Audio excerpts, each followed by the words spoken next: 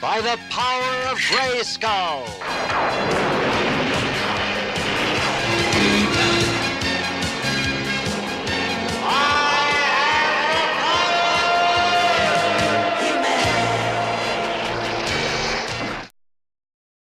Hey guys, I'm Pixel Dan, and this is a review of the Masters of the Universe Classics Battle Armor He-Man. A little over a year into the line, Mattel has given us our first main character variant. Wow, only one He-Man variant so far? That's kind of refreshing. And it's a fan favorite variant that has been heavily requested. He-Man comes packaged in the standard Classics blister card. Notice the little blurb about his armor on the front of the bubble. It's a cool touch that harkens back to the vintage toy line.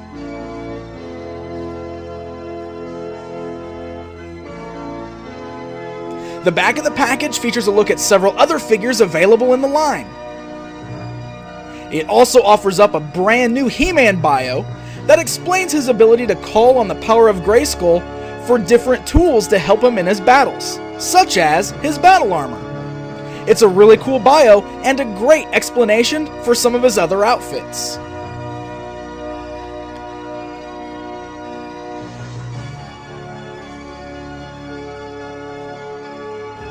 The sculpt of the figure is the exact same we have already seen on previous released He-Man figures.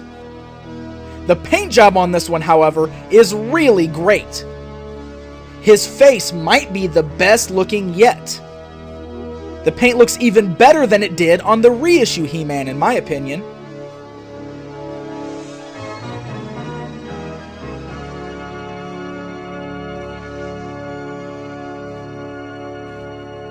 The paint job included on the armor is fantastic. It's a very metallic silver, which has a cool metallic flaking that's most noticeable around the scratches.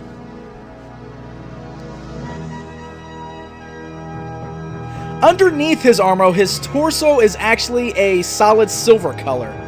This is because, just like previous releases, the armor doesn't go all the way down to his belt, so the silver helps to cover up the stomach area.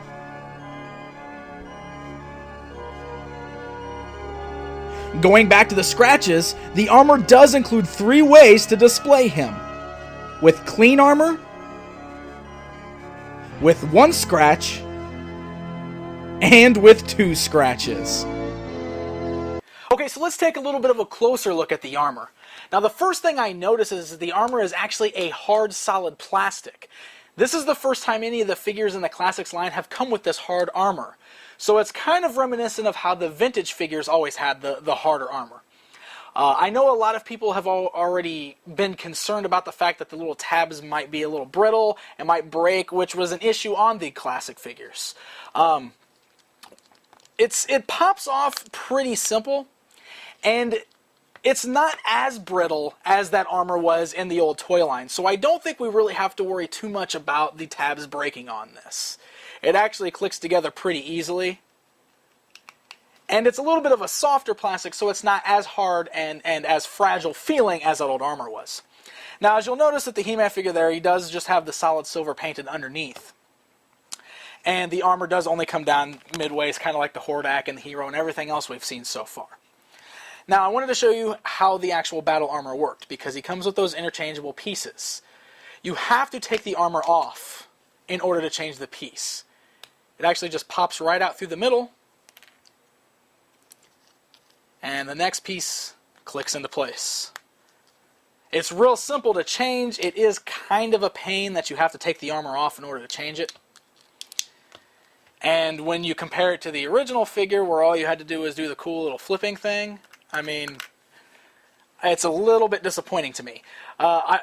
I know that the Classics line doesn't do action features, but I've got to be honest when I say that I was really kind of hoping they would have found a way to do this exact same action feature in the new figure. Now, with that being said, I do appreciate that we have the option of popping in these new pieces so we can display him with the different battle damage if we wish to. The only problem is that with you having to take the armor off in order to put the new pieces in, it makes it, a little more complicated than it should be, and just makes it so that I'm probably not going to change it very often because I'm not going to want to keep taking his armor off. But I mean, it still works great, and the armor still looks really good.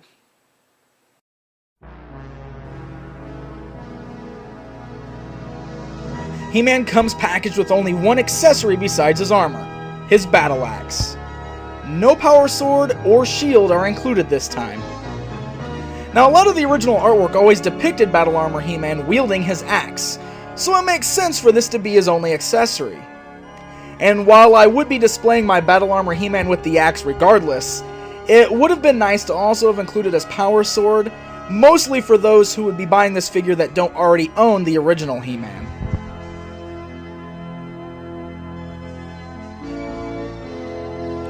The loincloth is made of a softer plastic, so it's flexible and does not hinder leg articulation. And as far as that articulation goes, this figure might have the best joints I have seen on any Classics figure to date. The joints are all very tight. Not a single loose or flimsy joint can be found anywhere on this figure. So hopefully this is a sign that all figures will be like this going forward.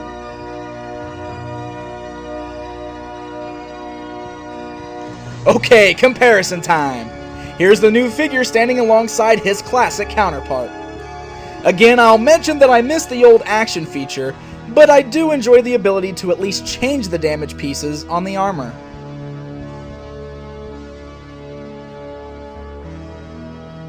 And just for fun, here he is alongside Battle Sound He-Man from the 2000X toy line.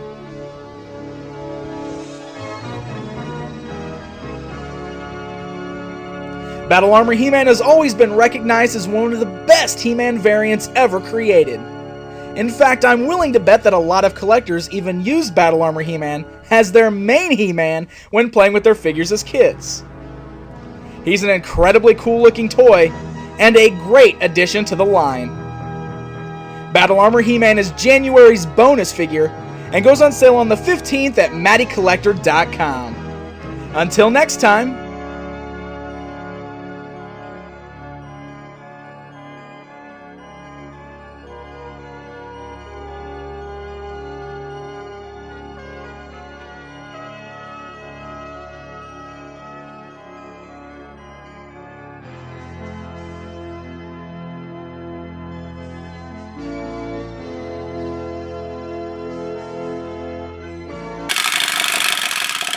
Toy Talk!